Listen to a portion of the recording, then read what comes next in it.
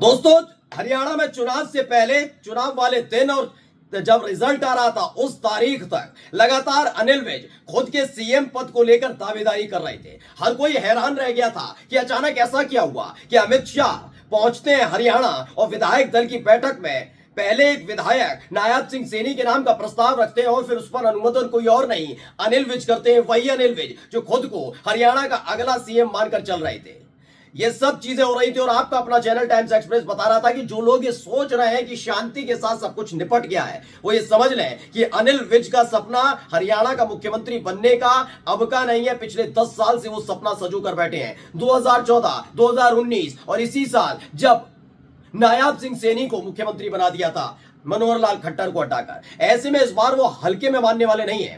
पहले खबर थी कि तो डिप्टी सीएम बनाए जा सकते हैं, जिसमें से एक डिप्टी सीएम अनिल विज को, दूसरा डिप्टी सीएम राव इंद्रजीत सिंह की बेटी आरती राव को बनाया जा सकता है, जिससे दोनों ही गुट शांत रहे। लेकिन ऐसा किया नहीं गया।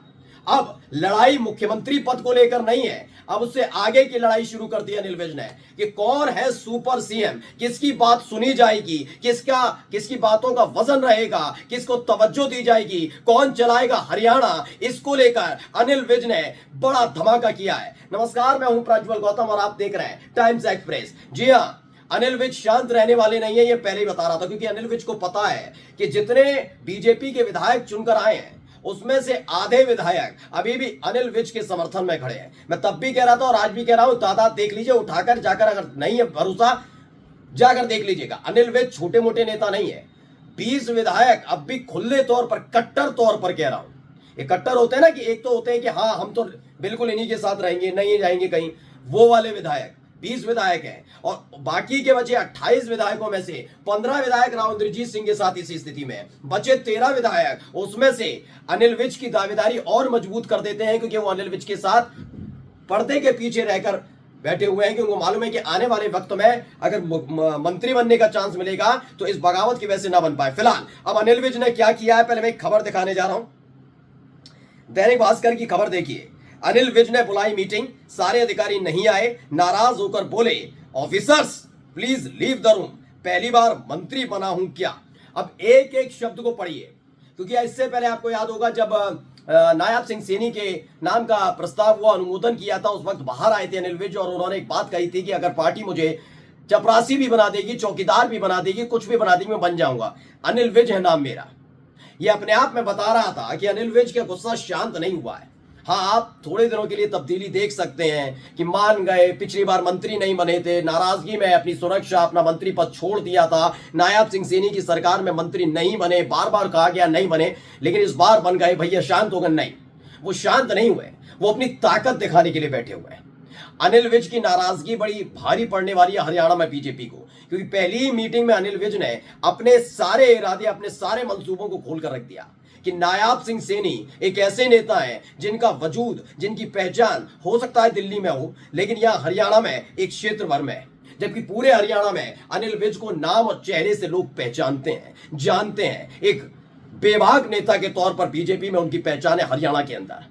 बल्कि बार बार जो नए नए नाम लेकर आए जाते हैं, कभी मनोहर लाल खट्टर, कभी नायब सिंह सैनी, इनका इतना वजूद नहीं है। ये बात जानते हैं अनिल विज, इसीलिए अनिल विज ने इस बार मंत्री पद स्वीकार किया।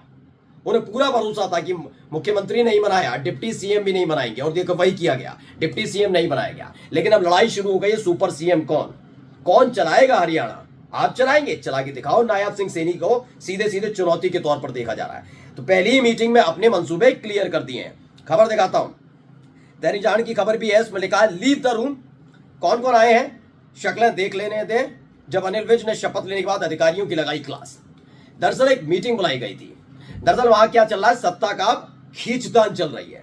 खींचतान इस बात की चल रही है कि एक नायब सिंह सैनी वाला हो गया, जिनको मोदी शाह का आशीर्वाद प्राप्त है, एक अनिल विज अपने आप में है, जिनको 20 विधायकों का समर्थन है, एक है राव इंद्रजीत सिंह।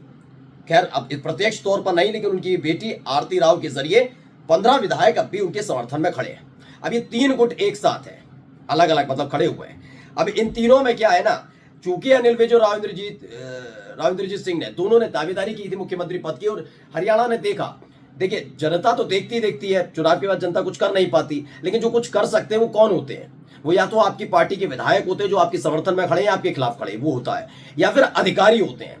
तो अधिकारियों ने देखा कि किस तरीके से अनिल विज जो बार बार दावेदारी कर रहे थे कि मैं मुख्यमंत्री बनूंगा, मुख्यमंत्री बनूंगा, वही अधिकारी जैसी ही पहली मीटिंग हुई तो अनिल विज को ज्यादा तवज्जो नहीं दी। उनको लगा अब ये मुख्यमंत्री तो है नहीं, इनका क्या पूछना है इनसे। लेकिन जैसे ही ये बात पता लगी कि आए नहीं अधिकारी, वैसे अनिल विज उखड़ गए। उन्होंने ये सीधे सीधे अपने गुस्से से संदेश दे दिया कि ये मत सोचना कि नायाब सिंह सैनी को मुख्यमंत्री बना दिया गया है तो मैं हल्के में हो गया हूं। मंत्री पहली बार नहीं बना हूं, जब जब बीजेपी की सरकार रही मैं ही मंत्री बना हूं, तो छोटा मोटा तो समझना मत मुझे। मैं उस सीट से जीत कर चुनाव आता रहा हूं जहां से कभी सुषमा स्वराज चुनाव लड़ा करती थी। जी हाँ, हरियाणा की जिस सीट से चुनाव जीते अमेरा कैंट से, वहां से सुषमा स्वराज भी चुनाव जीतती रही हैं।